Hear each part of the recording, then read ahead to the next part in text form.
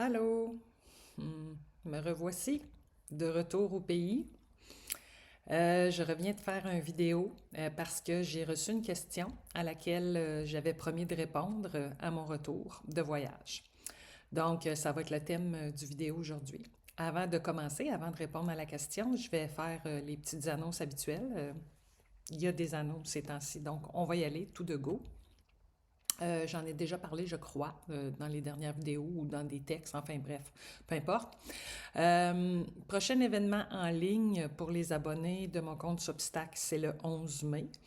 Donc, c'est un partage en présence qui se fait en ligne avec les abonnés qui ont un forfait payant.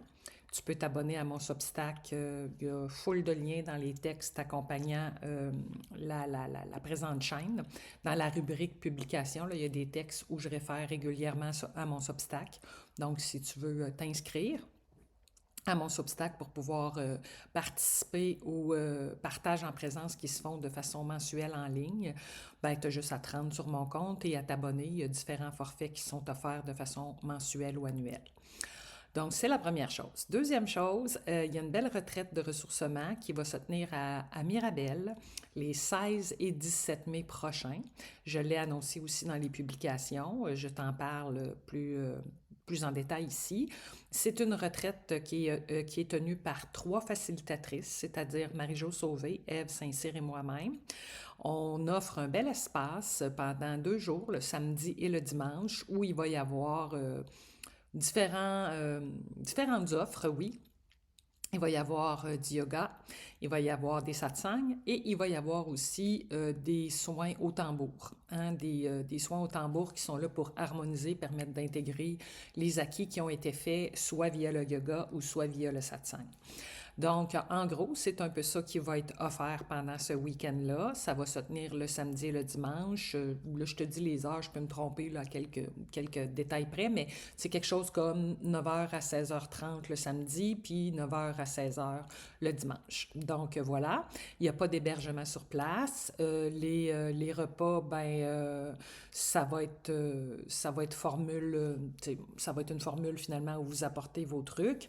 Nous, on va offrir les collations, les breuvages chauds, ces choses-là. Et on va partager les repas ensemble, mais dans le fond, il faut que tout le monde apporte ses trucs. C'est vraiment simple, là, le plus simple possible. Tout le monde apporte ses trucs, tout le monde est responsable de soi. On offre différents modes ou rituels ou pratiques qui peuvent te parler ou non. C'est toi qui vois. Mais chose certaine, ces 3 propositions-là ont chacune leurs impacts et les possibilités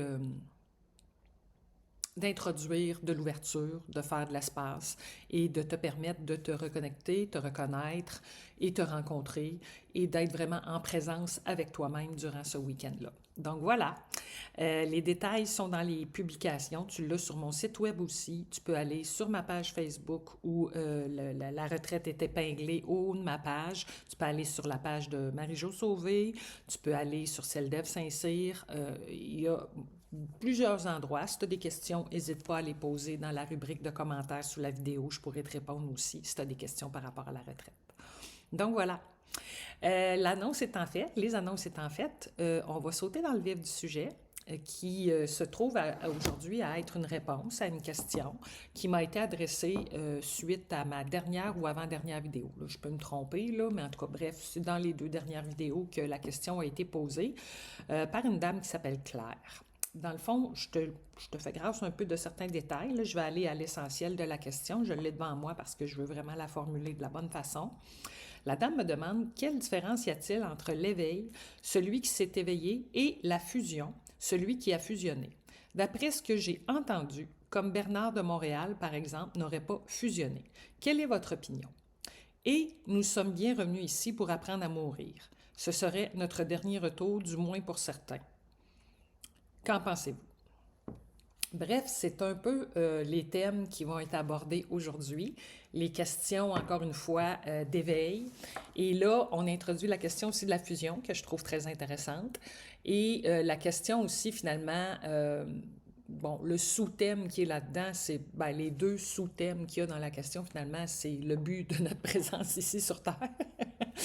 Ainsi que finalement la question un peu de la réincarnation. Est-ce qu'on revient, est-ce qu'on revient pas, toutes ces choses-là. Fait que là, il y a quand même plusieurs choses dans cette belle grosse question-là qui est quand même assez juteuse, puis qui demande à élaborer sur plusieurs thèmes. Puis chacun de ces thèmes-là pourrait être abordé via différents axes. Donc, bon, je ne sais pas trop quel genre de longueur de vidéo que ça va donner. Si tu as la patience de rester jusqu'à la fin, ben, je te remercie à l'avance. Je te remercie de ta présence ici. Puis, ben, on va y aller. On va y aller par étapes. On va y aller avec la question de l'éveil versus la fusion. Ça, je trouve ça intéressant parce que je crois que c'est la première fois qu'on m'adresse ce genre de questions-là. Quelle est la différence finalement entre l'éveil et la fusion? OK, on va prendre le temps de bien voir là, comment ça veut se traiter, ce sujet-là.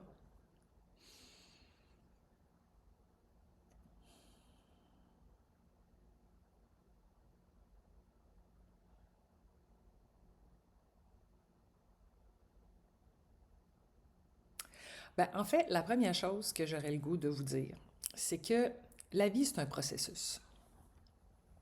On va partir de ça, OK? On va essayer de simplifier tout ça parce que on pourrait partir vraiment sur des trucs là, qui sont très perchés, très intellectuels là, quand on parle d'éveil puis de fusion. Puis est-ce que j'ai le goût de m'en aller sur cette piste-là? Pas tant. Pas tant. J'ai le goût de garder ça assez simple. Donc, voyons la vie, hein, parce que ça va toucher aussi aux sous-questions qui ont trait finalement au sens de la vie, le but de notre présence ici, ainsi que la question de la réincarnation. On va toucher à tout ça si on parle de la vie en général. Hein? On va parler de la vie. Donc, la vie, c'est un processus en soi. OK? Sauf qu'il y a des gens qui en sont conscients, puis il y en a qui en sont pas vraiment conscients. Hein? Il y en a qui vont traverser la vie sans trop se poser de questions, puis sans trop se demander qu'est-ce qu'on fait ici, d'où viens-je, que suis-je, toutes les espèces de grandes questions existentielles, là, il y en a qui se les poseront pas, ces questions-là, puis c'est bien, c'est OK, là, c'est parfait, il n'y a pas de problème, on n'est pas obligé de se poser ce genre de questions-là. Donc, il y a des gens qui vont traverser la vie sans se demander vraiment, bon, c'est quoi la vie? Qu'est-ce qu'on fout ici? Qui on est? Qu'est-ce qu'on fait? C'est quoi le sens de tout ça? Bon. L'éveil, à un moment donné, ben, l'éveil, ça peut arriver de plusieurs façons. Ça c'est la première des choses parce que l'éveil, dans le fond, ça existe puis ça n'existe pas. Ça existe d'une perspective intellectuelle et mentale. D'une perspective intellectuelle et mentale, on peut parler d'éveil. On peut parler effectivement d'éveil parce que l'éveil, dans le fond, c'est vu vraiment comme une espèce d'événement ou de non-événement, là, ça dépend comment ça peut se produire, ce truc-là, où il y a vraiment une certaine forme de reconnaissance. OK? Ça, c'est souvent la façon dont on entend parler sur les réseaux sociaux parce que là, la mode, depuis quelques décennies, je dirais là, depuis le milieu du 20e siècle, là, après, autour des années 50-60, là, il est arrivé une grande vague qui venait de l'Orient avec tout ce qui est question du yoga, du tantrisme, de la non-dualité, toutes les approches orientales. Et là, depuis quelques décennies, la non-dualité a pris vraiment, vraiment beaucoup le plancher. Donc, c'est ce qu'on voit beaucoup sur les réseaux sociaux, ben, en tout cas, surtout francophones. Anglophones, c'est un petit peu plus varié parce que je pense que la langue touche un plus grand nombre de cultures, donc il y a une plus grande diversité d'approches qui sont présentées lorsqu'on visionne des vidéos en anglais. Mais du côté francophone, ben, je vous dirais que ce qu'on voit beaucoup, surtout ici sur YouTube, là, c'est beaucoup des approches qui tournent autour de la non-dualité ou de la supraconscience. Bon. Et des approches à caractère, moi je dirais un petit peu plus New Age, là, tu sais, là, qui est une espèce de fourre-tout d'un paquet d'affaires. Bref, tout ceci pour dire que d'une perspective non duelle, ben souvent l'éveil va être vu comme une espèce de non-événement parce que dans le fond, c'est une simple réalisation. Hein, la réalisation de sa véritable nature, la réalisation du soi et toutes ces choses-là. Bon, ça, c'est une façon de vivre l'éveil. On va le dire comme ça. OK? Ensuite de ça, mais c'est pas la seule. C'est pas la seule. Puis un éveil, ben ça peut se vivre aussi à travers des gros bouleversements émotionnels dans une vie, des bouleversements négatifs comme positifs, qui vont susciter finalement une espèce de révélation ou de schisme intérieur qui va faire en sorte que tout d'un coup, on va s'apercevoir que la vie qu'on vivait jusque-là n'était pas nécessairement les croyances qu'on avait par rapport à ça n'étaient pas nécessairement des croyances qui étaient justes ou qui étaient vraies. On va le dire comme ça aussi. Encore là, tu sais, je prends des mots, j'essaye de mettre des mots sur tout ça, mais c'est très difficile parce que tout le monde a sa façon de traiter de ce sujet-là qu'est l'éveil et tout le monde a sa façon de le présenter. Puis à un moment donné, ben moi je l'ai dit, puis j'ai même effacé des vidéos sur ma chaîne, ça finit par créer de la confusion, tout ça. Qu'est-ce que c'est ou qu'est-ce que c'est pas l'éveil? Bon, donc là j'essaie de circonscrire tout ça pour vous dire que l'éveil, ça peut se vivre de bien des façons. Puis si je le dis, c'est parce que je vais m'en venir un peu sur la fameuse question de la fusion. OK? Fait que l'éveil, ça peut se vivre vraiment comme une espèce de compréhension ou de révélation au niveau intellectuel et mental. Hein? Une espèce de, souvent on va parler d'illumination. Hein? Hein? Fait que d'être illuminé, d'avoir réalisé sa véritable nature, d'avoir vu la nature, oui, de la réalité, la véritable nature de la réalité dans laquelle on est. Bon, ça peut vraiment être quelque chose qui procède de l'intellect. Ensuite de ça, ben, ça peut être quelque chose qui vient vraiment de l'émotionnel et ça peut être quelque chose qui vient même encore de plus profond, hein, du mémoriel, puis de la construction identitaire, de l'identité qu'on porte, qui un jour, suite à des gros bouleversements, peut s'effondrer. Carrément, ça arrive ça, des effondrements identitaires, ça arrive et c'est aussi une façon de s'éveiller. Parce que là, quand la personnalité s'effondre, qu'est-ce qui reste? Bien, il reste l'être. Hein, et c'est là qu'on réalise, que la construction identitaire à laquelle on s'est justement identifié ou attaché, ben c'est pas vraiment ça la réalité. Donc ça aussi, ça peut être une façon de le vivre. Donc, l'éveil, c'est quelque chose qui procède de l'intellect parce que même s'il y a un effondrement identitaire ou des gros bouleversements émotionnels, ça finit par engendrer une réalisation au niveau de l'esprit. Donc, une compréhension différente, une vision autre de la réalité qui procède de l'intellect et du mental. Donc, l'éveil, à quelque part, c'est quelque chose qui relève de l'esprit. Et c'est OK. OK? Fait que, mais justement, l'esprit, dans le fond, puis c'est souvent ce qui est réalisé aussi avec certaines formes d'éveil, de par nature, c'est vide. C'est vide, c'est ce qu'on appelle le vide et la vacuité. Et dans ça, se sont introduits tout au fil de la vie des expériences auxquelles on s'est attaché, avec lesquelles on a eu de la difficulté à dealer, à transiger. Et là, ça l'a créé, tout ça, ça l'a créé une construction identitaire. Hein? Fait que bref, tout ceci pour dire qu'il y a une part de vécu parce que justement, ce qui s'effondre, c'est toute l'aspect du mental, l'aspect des croyances, l'aspect de l'identification aux pensées et aux penseurs, ça s'effondre. Mais qu'est-ce qui reste? Il reste la vie. Il reste la vie. La vie est là, on continue quand même si vous entendez toutes sortes de phrases de « il n'y a plus personne », bon, il n'y a plus de « je me moi », pas d'identification au corps, aux pensées, aux émotions, tous ces beaux discours-là, là, très, très non-duels. Là. Bon, ben quand vous les entendez, c'est bien beau, là, tout ça en théorie, mais en bout de ligne, la personne qui vous les tient, ça demeure une personne quand même. Elle est là, à l'écran, à partir son petit enregistrement, puis à vous parler, à mettre ça en ligne, à faire des démarches, puis à essayer de se faire voir pour son activité ou ce qu'elle offre ou ce qu'elle fait dans la vie. Bon, fait que tu sais, il y a encore quelqu'un qui est là, puis qui est au poste, puis qui continue à vivre sa vie. Mais cette personne-là va vivre sa vie à partir je vous dirais, d'un espace qui est totalement différent. Parce que la construction identitaire, elle est très fermée, elle est très figée, elle est très rigide, alors que quand on tombe dans ce que moi j'appelle le grand ouvert, c'est très vaste, c'est très fluide, c'est très cool, on va le dire comme ça, c'est très cool. Donc là, ça procède d'un autre espace. Mais tu sais, il demeure quand même quelqu'un dans une forme qui est là à s'animer devant un écran à vous parler.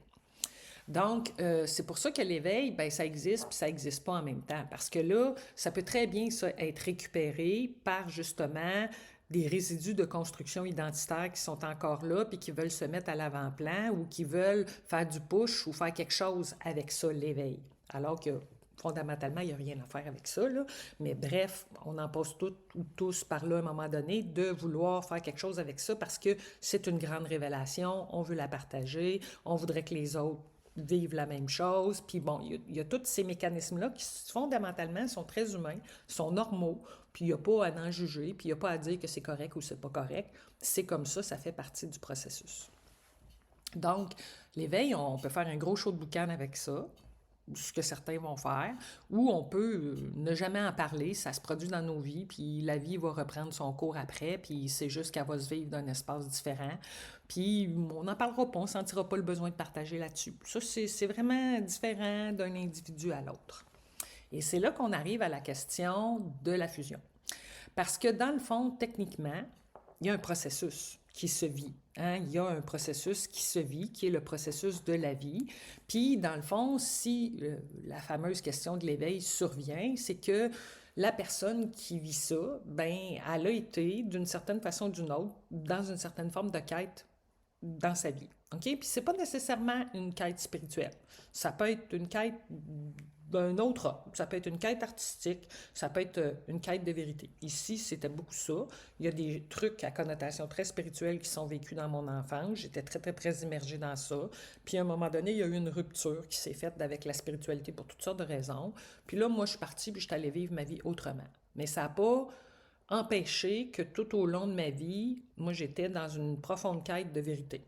J'étais dans le milieu judiciaire, j'étais beaucoup là-dedans, la recherche de la vérité, j'étais procureur aux poursuites criminelles et pénales, je faisais des procès criminels. Qu'est-ce qu'on fait dans un procès criminel? On cherche la vérité. Donc, bref, vous voyez, puis bon, je la cherchais à d'autres niveaux aussi. Quête d'amour, quête de vérité, moi, ça a été pas mal ça dans ma vie.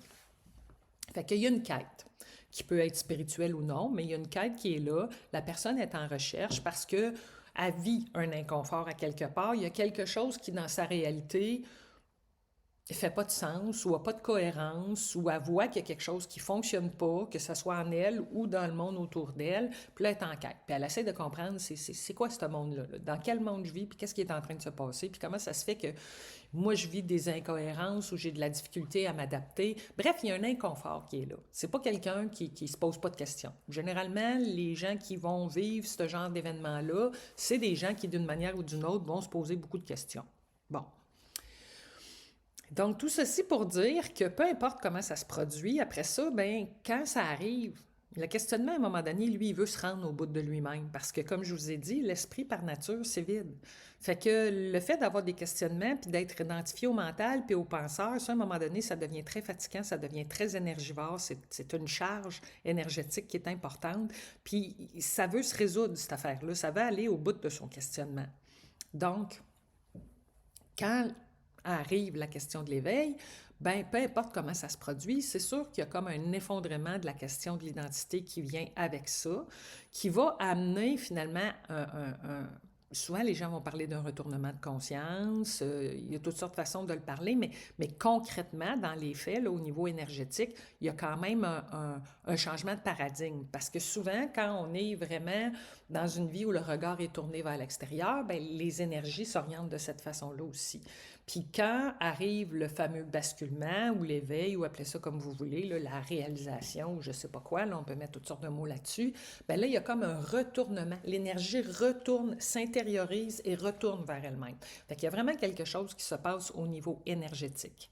Et là, c'est là que c'est intéressant de voir un peu ce qui se passe, puis c'est là qu'on rentre dans la question, la fameuse question de la fusion. Parce que dans le fond, ça, j'en ai déjà traité. Vous pouvez...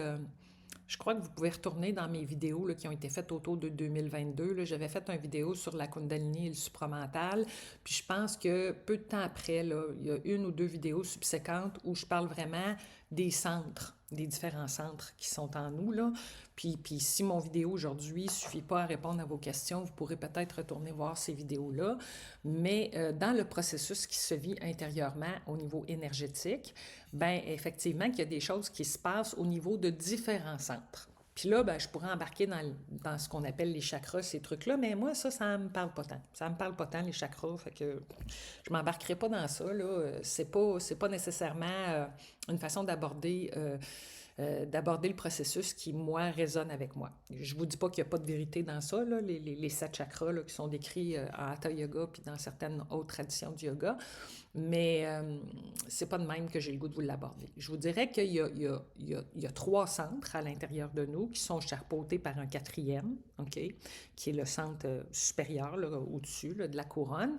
Mais essentiellement, dans l'organisme, dans la forme humaine, ben, il y a comme 3 centres. Il y a le centre de l'esprit, il y a le centre du cœur et il y a le centre du ventre ou du bassin.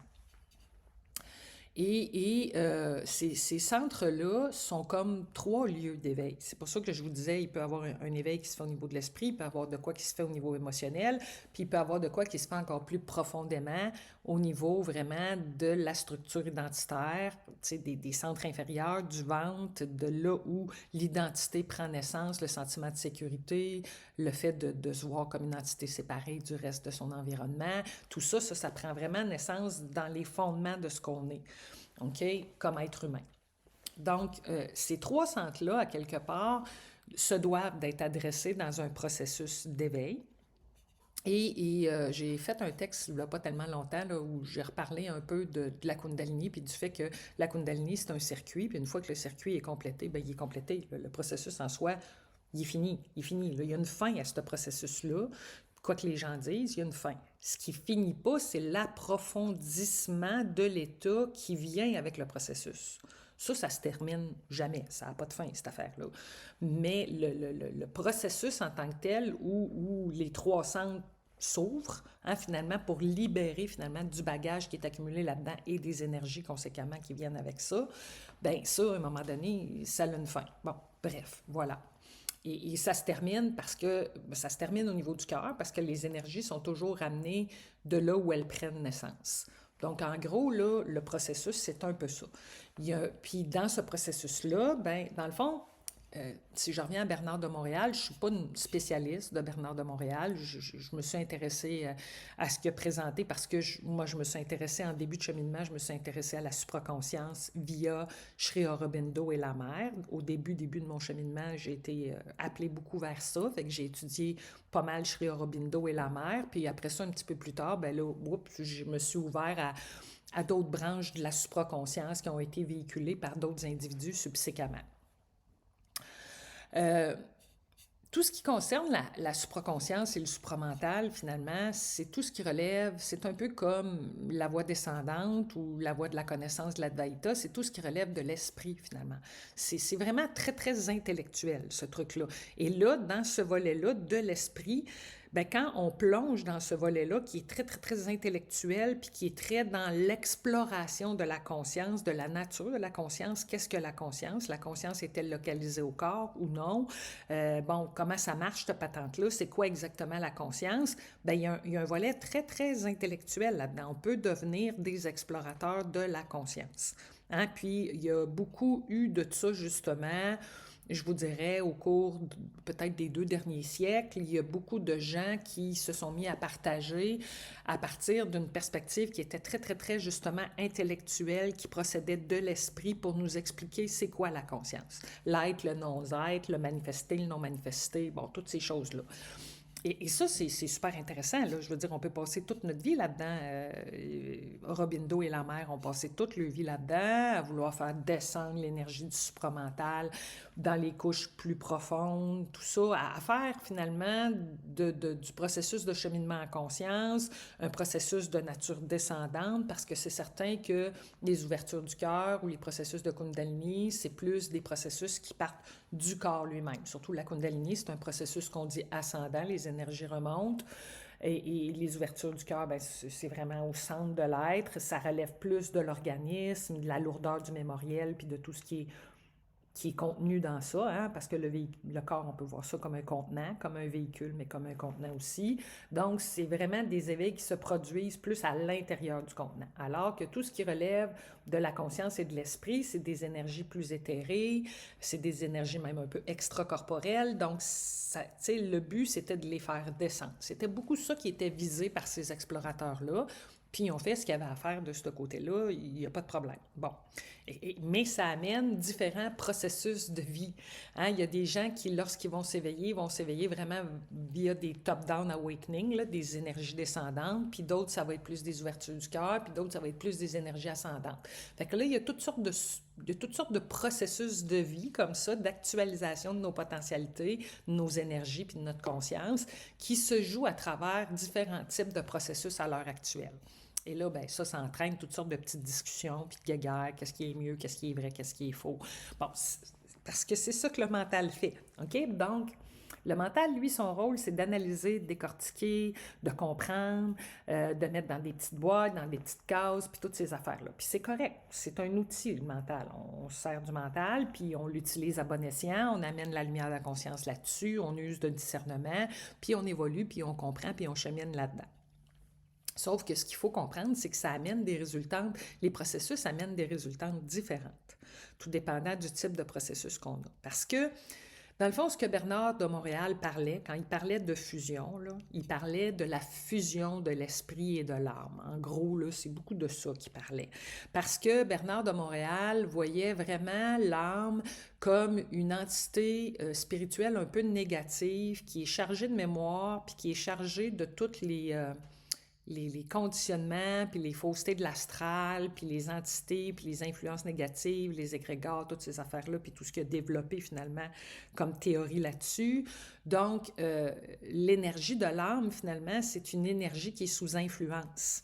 Et c'est pour ça qu'elle serait prise dans un cycle karmique où elle a à revenir et vivre des incarnations successives parce qu'elle est pognée dans cette espèce de bouillabaisse-là, d'énergie-là très collante qui veulent la garder sur le plan, recycler les énergies, revenir, recommencer. Alors que l'esprit, lui, ben, c'est plus le principe de l'intelligence, c'est plus associé à la conscience. Et là, l'intelligence peut finalement descendre, s'introduire, fusionner avec l'âme, la conscience, l'énergie, tout ça, ça fusionne ensemble pour ramener finalement l'être dans une vérité et dans un alignement et dans une certaine forme de souveraineté aussi et d'affranchissement de la fameuse matrice et toute la réalité ici qu'on vit, qui est associée aussi via la supraconscience et d'autres théories spirituelles à des questions aussi d'involution. L'homme aurait chuté, l'homme aurait perdu sa divinité à quelque part en cours de route, il serait sous influence négative de l'astral, donc il aurait à se libérer de tout ça pour regagner une souveraineté et retrouver sa divinité ou je ne sais pas trop quoi d'autre. Bon, tout ça, là, voyez-vous, c'est super intéressant. C'est super intéressant. Moi, je me suis beaucoup intéressée à ça pendant un certain temps. Puis j'ai tout lu là-dessus. Puis j'ai fait comme, waouh, c'est bien le fun, c'est super intéressant. Mais on reste dans la tête. On reste dans l'esprit. On reste dans tout un lot de croyances spirituelles qui vont continuer à créer de la séparation d'avec le reste de votre expérience que constitue la vie. Donc, à un moment donné, ben, comme je vous dis, l'esprit, lui, il veut se rendre au bout de ses questionnements. Fait que c'est normal d'avoir un intérêt, puis d'en passer par le supramental, la supraconscience, toutes ces affaires-là. Tu sais, je veux dire, c'est des strates à traverser, tout ça, là. C'est des questionnements qui rouvrent d'autres boîtes. C'est comme des poupées russes, ce truc-là. Vous ouvrez une première poupée russe, oh, révélation, nouvelle compréhension, c'est super le fun. Ah, mon Dieu, je suis intéressée, je suis stimulée par ça. Un jour, je perds l'intérêt, je trouve que c'est moins pertinent, il me semble que c'est compliqué pour rien. Je rouvre une autre poupée, oups, nouvelle révélation, nouvelle compréhension. Puis c'est beaucoup comme ça que l'esprit chemine. Parce que, dans le fond, l'esprit se vide de ses anciennes croyances, mais au départ, il ne se vide pas pour se vider, il se vide pour se remplir de nouvelles croyances. Et là, il va passer de croyances, de système de croyances en système de croyances comme ça, jusqu'à temps qu'à un moment donné, il fasse comme, ben, ça a comme pas de fin, cette affaire-là. Je veux dire, on s'en va où avec ça? On s'en va où avec ça? Nulle part. Nulle part, on s'en va nulle part parce qu'il n'y a nulle part où aller. Fait qu'un jour, ça se produit, on ne peut pas forcer ça, ça se fait de l'intérieur. À un moment donné, il y a comme un décrochage, un désintérêt pour tout ce qui constitue les croyances spirituelles. Puis ça vient vraiment d'un processus, il y a un processus de fusion. Fait que c'est pour ça que je vous dis qu'il n'y a pas à rejeter tout ce qui concerne la supraconscience ou tout ce qui concerne justement les processus d'éveil puis ces trucs-là. C'est utile. Il y a une certaine forme d'utilité à comprendre ces trucs-là. C'est juste qu'à un moment donné, ben c'est ça. On est passé à travers l'utilité, on a compris ce qu'on avait à comprendre, puis on fait comme, bon, c'est vraiment nécessaire que je reste accroché à ça? Non. Bon, je vais aller vivre d'autres choses. Tu sais, fait que c'est un peu comme ça que ça fonctionne. Mais oui, il y a un processus de fusion qui se fait à l'intérieur, mais tu sais, je veux dire, après ça, on peut dire fusion de l'âme, fusion de l'esprit, fusion de la conscience. On peut parler de ça de toutes sortes de manières, mais dans le fond, c'est un peu ce que j'expliquais quand j'avais fait la vidéo sur la Kundalini et le supramental, c'est que les énergies sont dispersées parce que les énergies sont tournées vers l'extérieur. Ils sont tournés vers la connaissance et le savoir humain dans son ensemble. Qu'on parle d'un savoir scientifique, artistique, social, psychologique, religieux, spirituel, c'est du savoir accumulé par l'humain. Et tant que le regard est tourné vers l'extérieur à se nourrir de tout ça, ben c'est intéressant, là, tu sais, ça permet d'aller rencontrer certaines choses en nous, puis de rapatrier, commencer à rapatrier, puis à faire un peu de ménage dans nos énergies. Mais le but, enfin, en tout cas, moi, ce que j'ai vécu avec le processus de Kundalini, c'est que le processus, il rapatrie de plus en plus les énergies dans l'axe, hein, dans l'axe vertical. Et plus les énergies sont rapatriées dans l'axe vertical, plus ce qui est rencontré intérieurement, c'est pas des nouvelles compréhensions puis du nouveau savoir, c'est du silence. C'est du silence intérieur. Hein? C'est du silence intérieur. Puis quand on s'établit dans le silence intérieur, ben là, on voit bien que toutes ces questions-là là, sont super intéressantes, là, mais elles continuent de créer une séparation entre l'esprit et le monde extérieur, entre l'esprit et le corps, entre l'esprit et les émotions. La nature de l'esprit, c'est de créer de la séparation, c'est d'analyser, décortiquer, puis mettre les choses dans des petites boîtes. Donc, tant qu'on est dans cette perspective-là, puis qu'il n'y a pas de silence intérieur, il y a toujours un petit regard qui est porté sur la situation avec une petite analyse à la clé, un petit jugement, une petite façon de voir les choses. Puis je ne vous dis pas que c'est mauvais, c'est correct. Comme je vous dis, l'outil, le mental, c'est un outil, puis il faut apprendre à s'en servir. Mais quand on comprend comment l'esprit fonctionne, à un moment donné, ben, on délaisse un peu l'outil parce qu'on voit que ça ne nous appartient pas en propre non plus. La connaissance, le savoir, tout ça, ça ne nous appartient pas en propre. Ça nous appartient, il n'y a rien qui nous appartient en propre. Donc, pourquoi tenter de s'accaparer des compréhensions ou des savoirs particuliers? Il n'y a pas vraiment de raison de faire ça. C'est nos insécurités profondes qui font qu'on fonctionne comme ça, parce que quand on comprend, ça nous sécurise. Mais ça nous sécurise toujours provisoirement, puis c'est pour ça qu'on passe de compréhension en compréhension, puis que nos compréhensions changent et évoluent dans la vie, parce que ils nous satisfont jamais totalement. Ils nous satisfont jamais totalement, fait qu'on cherche d'autres choses, puis on cherche d'autres choses, puis on cherche d'autres choses. Puis là, un jour, ben ça lâche, cette affaire-là. Ça veut plus chercher. Ça veut plus chercher, ça veut juste vivre. Tu sais, fait que à partir de ce moment-là, ben tout ça, là, ces trucs-là, que ce soit Sri Aurobindo, que ce soit Bernard de Montréal, que ce soit tous les gens là, qui font des partages à partir de voies de connaissance, de voies de compréhension intellectuelle, ben ça perd de son intérêt. Ça ne veut pas dire que c'est pas vrai, ça ne veut pas dire que c'est faux, ça ne veut pas dire que c'est pas pertinent, puis que ça n'a pas sa raison d'être. Ça a sa raison d'être pendant un certain temps, mais à un moment donné, ça perd de sa raison d'être.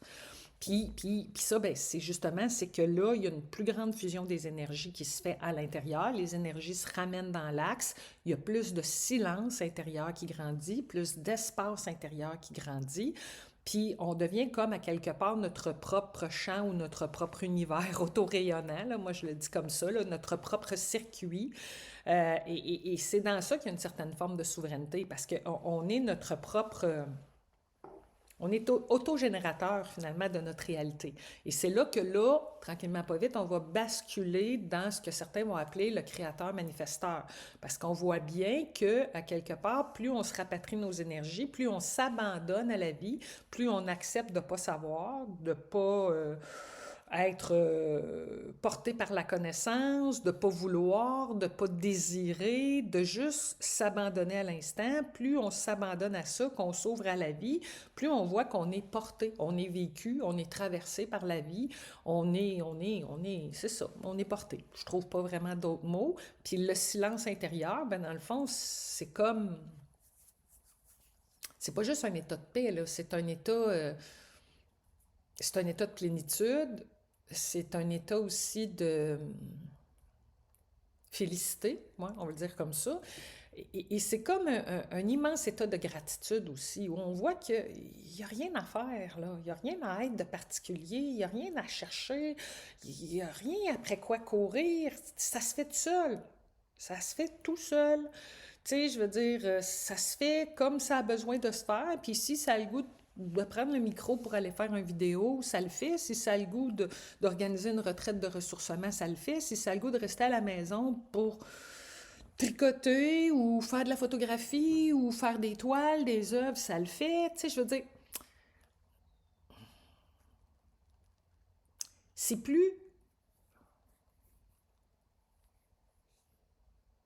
c'est plus dans la volonté. C'est vraiment dans un abandon qui fait en sorte que la vie prend le relais. Et là, toutes les questions, justement, d'ordre intellectuel, c'est pas que c'est juste moins intéressant. Voilà, c'est pas que c'est pas pertinent, c'est pas que ça n'a pas sa raison d'être, c'est juste que c'est moins intéressant. Ce qui nous intéresse, en tout cas, du moins ici, là, je ne peux pas parler pour les autres, là, je témoigne toujours à partir de ce qui se vit ici. Bon, ben, ce qui m'intéresse de plus en plus, ben, c'est le vécu direct, dans l'immédiat. Qu'est-ce qui est en train de se vivre dans ma vie à l'heure actuelle? Là, dans ma vie à l'heure actuelle, au mois de mai, ben, il y a des petits événements qui sont en train de s'organiser. Il n'y avait pas grand-chose qui se passait de ce côté-là depuis un bon bout de temps, puis c'était OK. Là, il y a quelque chose qui se passe, c'est joyeux, je suis contente, on va le faire. Puis après ça, une fois que le mois de mai va être terminé, qu'est-ce qui va se passer? J'en ai aucune foutue idée. Je ne sais pas. Puis c'est correct. Puis on verra. Puis c'est pas plus grave que ça. Puis j'ai pas besoin de planifier. J'ai pas besoin de vouloir qu'il se passe quelque chose de particulier dans ma vie. Ce qui se passe, c'est toujours ce qui a besoin de se passer. Donc voilà. Fait que dans le fond, toute cette longue explication-là, je vais prendre le temps de prendre une gorgée de café. Toute cette longue explication-là est simplement là pour vous dire que il y a un processus.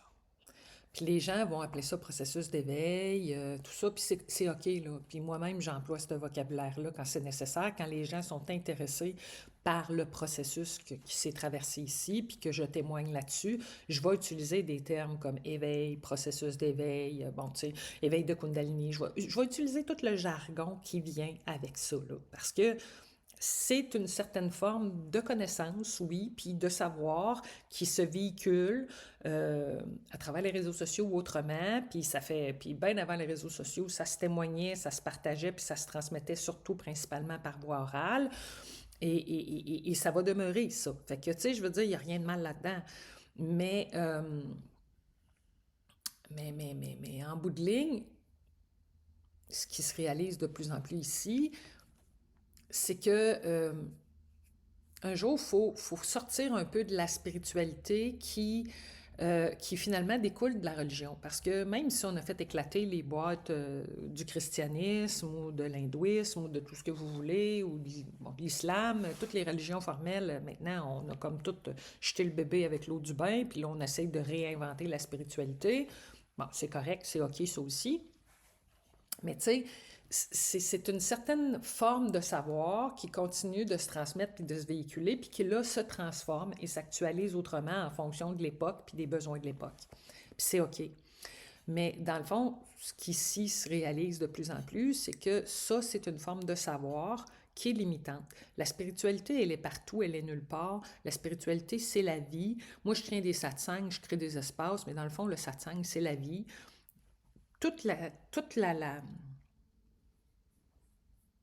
La question de la fusion, ça se vit à chaque instant à travers la vie. Je veux dire, vos énergies sont toujours en constante fusion, en constant mouvement, en transformation, en changement. C'est ça le processus de vie. Le processus de vie, c'est un processus de fusion, de conversion énergétique. Bon, qui se passe à travers une forme qu'on appelle le corps humain. Fait que, mais c'est pas juste à travers le corps humain. Les plantes en arrière de moi vivent ce processus-là. Même l'ordinateur, la table, c'est de la matière qui un jour va se dégrader. Je veux dire, la vie, c'est un processus de fusion. Puis là, ben, on commence à être capable d'expliquer un peu comment ce processus de fusion-là se passe à travers la forme qui est l'humain. Mais est-ce qu'on a vraiment besoin de le comprendre dans le fin et le menu détail? Ben, peut-être que oui, peut-être que non. Sincèrement, je n'ai pas vraiment de réponse à cette question-là. Moi, j'ai compris des choses. Je continue à en actualiser certaines, mais ça a moins d'importance que ça n'avait. Puis des fois, j'ai encore des ha-ha, puis des révélations, puis je ris un peu de voir que, OK, je l'ai compris, puis genre, je sais pas, moi, une demi-heure après, c'est comme si ça voulait plus rien dire. Tu sais, je veux dire, ça devient moins pertinent. Ce qui est intéressant, c'est de vivre. C'est de vivre. Parce que c'est ça qui change avec ce qu'on appelle l'éveil. C'est qu'avant, on pensait qu'on vivait, mais c'est pas vrai. On était dans des processus de survie, on est dans des peurs constantes, dans des énergies qui sont orientées, tournées vers le monde, parce qu'on cherche à comprendre l'environnement dans lequel on est, qu'est-ce qu'on vit, qu'est-ce qui se passe, qu'est-ce qu'on fout ici. Mais une fois que le regard se tourne, puis que les énergies s'intériorisent et que là, ce processus-là de fusion intérieure commence à se faire, bien, on se détache du monde extérieur, on se détache de cette attractivité-là. Ça ne veut pas dire que le monde n'existe pas, le monde continue d'exister, là. Je veux dire, il ne disparaît pas, le monde.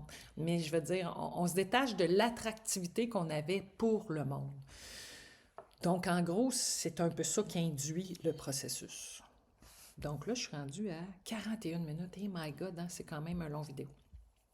Donc, je ne sais pas si ça répond à la question. C'est peut-être un peu décousu. J'ai vraiment répondu comme ça venait. Maintenant, par rapport à savoir si Bernard de Montréal a fusionné ou pas, sincèrement, je ne sais pas, je ne le connais pas, moi, Bernard de Montréal. Je ne l'ai jamais rencontré. Je n'ai pas eu de contact direct avec cet individu-là. Puis, c'est pas à partir de quelques audios ou des vidéos qu'on peut statuer sur ce genre de choses-là. Ça, moi, les gens qui s'improvisent, des grands experts de ça, là, il a fusionné, il n'a pas fusionné. Là. Moi, je serais bien curieuse de savoir si ces gens-là l'ont côtoyé de près ou de loin, là, parce que je trouve que c'est des grands constats. Là. C'est ça, c'est assez présomptueux de commencer à, à prétendre savoir ce qui se vit dans la réalité intérieure de la personne qui est devant vous. Hein? Que ce soit sur un écran en personne, ça me fascine. Ça me fascine cette propension-là qu'ont les gens dans le milieu spirituel à dire lui, il est éveillé, lui, il l'est pas, lui, il a réalisé, lui, il n'a pas réalisé. En tout cas, bref, ça me fait toujours rire, ça. Je veux dire, on ne peut pas vraiment savoir ce que l'autre vit. On le sait toujours à partir de sa perspective individuelle, puis notre perspective individuelle, ben, elle a des filtres, puis elle va toujours en avoir. Fait que, parce qu'il y a un bagage, il y a un vécu qui est là, fait que ça me fait un peu rire. Fait que j'en ai aucune idée pour ce qui concerne Bernard de Montréal. Bernard de Montréal a dit tout plein de trucs super intéressants. Moi, la seule chose que je vous dirais par rapport à Bernard de Montréal, c'est que et tout ce qui concerne la supraconscience, là. Tu sais, que ce soit Sri Aurobindo, la mère, Bernard de Montréal, même Denis Jutras qui fait des super beaux partages en matière de supraconscience. Tout ça, là, c'est hyper intéressant. Mais Dieu que c'est compliqué. C'est compliqué. Moi, je trouve que c'est très, très, très compliqué inutilement, mais ça, encore là, c'est une opinion vraiment personnelle, puis ça enlève absolument rien à tous ces gens-là qui ont fait des partages sur le sujet, puis qui continuent de partager sur le sujet, puis qui continuent de véhiculer ça. Ça a sa raison d'être, fait que moi, je suis pas en train de dire que ça n'a pas sa raison d'être, puis que c'est pas intéressant. C'est juste que je trouve ça compliqué, puis moi, j'ai perdu l'attrait puis l'intérêt pour ces choses-là. Bon, c'est tout ce que je dis. Voilà. Donc, fait que je ne sais pas pour Bernard de Montréal. Maintenant, quel est le sens de l'expérience? Est-ce qu'on vient ici pour apprendre à mourir? Ben, moi, j'aurais plus tendance à dire qu'on vient ici pour apprendre à aimer. Parce que la mort, dans le fond, ça n'existe pas vraiment. Hein, la forme se transforme. Tu sais, je veux dire, le corps va se terminer, va se dégrader, il va retourner à la terre. La forme va changer, mais je veux dire, la vie, elle est éternelle. La vie, elle est toujours là, elle se perpétue, elle se transforme, elle se recycle, elle recommence, elle s'éteint et elle recommence. Tu sais, je veux dire, c'est un grand cycle, là, la vie, mais c'est un cycle qui est là, puis qui continue, qui est là depuis des milliards d'années, puis qui va continuer pour des milliards d'années, là. Donc, je veux dire, on n'est pas ici pour apprendre à mourir. La vie est éternelle, la mort n'existe pas réellement. C'est un processus de transformation, tout simplement. Donc, on est peut-être ici pour apprendre à se transformer, oui, je sais pas, peut-être, je sais pas. J'ai pas de réponse claire là-dessus. Mais certes, moi, je suis certaine qu'on est ici pour apprendre à aimer parce que nos idées qu'on a au sujet de l'amour sont complètement distorsionnées, tordues par toutes sortes de blessures, d'expériences difficiles, d'incompréhension, d'ignorance par rapport à la nature à la vraie nature des choses. Donc, par conséquent, nos concepts intellectuels, tout notre savoir, toute notre connaissance est très fragmentaire et très limité est en évolution, en changement. Donc, on est ici pour évoluer, on est ici pour apprendre à aimer, on est ici pour apprendre à se transformer. De la perspective de l'individu, c'est la façon, c'est le sens de l'expérience, je vous dirais. Hein, au niveau de ce qui est passager, transitoire et éphémère, je vous dirais que c'est principalement ça, oui, le sens de l'expérience. Maintenant, du point de vue de l'absolu, il ne se passe rien. Donc, il n'y a pas vraiment de but et de finalité à l'expérience. Ça, c'est l'autre regard qu'on peut avoir. Là. Dans l'absolu, il ne se passe absolument rien. Hein? Je veux dire, les choses procèdent d'elles-mêmes. Donc, si vous vous situez de la perspective de l'absolu, il n'y a aucune raison spécifique à être ici. Il y a ce qui est en train de se dérouler, puis il y a l'expérience qui est en train de se dérouler. Mais ça, moi, je suis pas vraiment une partisane de rester scotchée à ce niveau-là, là, du point de vue de l'absolu. Je veux dire, une fois que c'est vu puis que c'est reconnu que c'est le fondement de ce qu'on est en vérité, ben on revient dans le relatif, on revient dans le jeu, puis après ça, ben oui, je pense qu'au niveau de l'expérience, ben on se transforme, on change, on évolue, on apprend à aimer, on devient une nouvelle version de nous-mêmes à chaque jour, à chaque instant, puis on essaie de collaborer puis de participer à ça du mieux qu'on peut. Donc voilà, maintenant, est-ce qu'il y a la notion de la dernière incarnation, ça, moi, c'est une affaire qui me fait bien rire, là. Je ne sais pas comment les gens peuvent conclure je sais pas comment les gens peuvent conclure qu'un jour ils reviendront pas ou ils vont revenir. Sincèrement, ça, je veux dire, ça me dépasse. Moi, j'ai pas de réponse à fournir. De ce côté-là, j'en ai aucune idée. J'en ai aucune idée. J'en ai aucune idée. Tu sais, oui, la forme, elle évolue, puis, je veux dire, elle se transforme, mais tu sais, je veux dire, le fondement de même, l'identité, il n'existe pas. Tu sais, je veux dire, l'identité en tant que telle, c'est une construction, c'est une transitoire, passagère et éphémère à travers une forme. Fait que c'est sûr que si vous restez accroché à l'idée de la forme puis de l'identité, ben là, oui, il y a toutes sortes de questions à se poser quant à savoir on revient-tu, on revient pas. Puis là, ben comment vous pouvez conclure qu'on revient ou qu'on revient pas, sincèrement, moi je pense que tout ça, c'est un peu une question de croyance puis de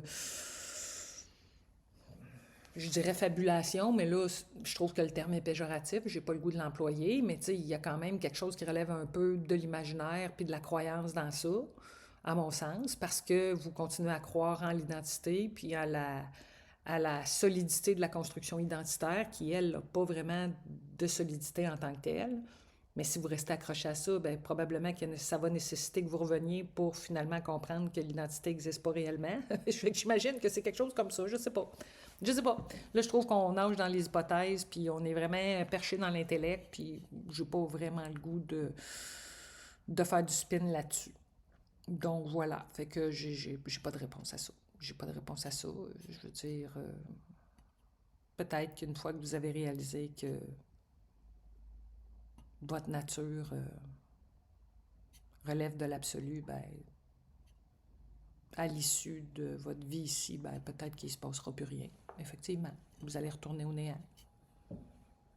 C'est possible. Je sais pas. J'ai pas de réponse. Puis je pense que c'est correct qu'il n'y ait pas de réponse. Parce que il y a une grande part, finalement, dans les apprentissages qu'on a à faire. Là, on a beaucoup d'apprentissages à faire ici, mais il y a une grande part d'inconnu et de mystère dans la vie. Puis peut-être que ça fait partie de de vos apprentissages, Claire, que d'accepter le mystère plutôt que de toujours chercher des réponses. Donc voilà, je vais vous laisser là-dessus parce que là, 49 minutes, c'est un très long vidéo. Donc, si ça résonne pour vous, tant mieux. Si ça ne résonne pas, il n'y a pas de problème, il n'y a pas de souci. Il y a tout plein d'autres gens qui font des partages. Vous avez l'embarras du choix sur ce qui peut ou non résonner pour vous. Donc, allez en paix, soyez heureux, soyez amoureux de la vie et tout va bien aller. Ciao!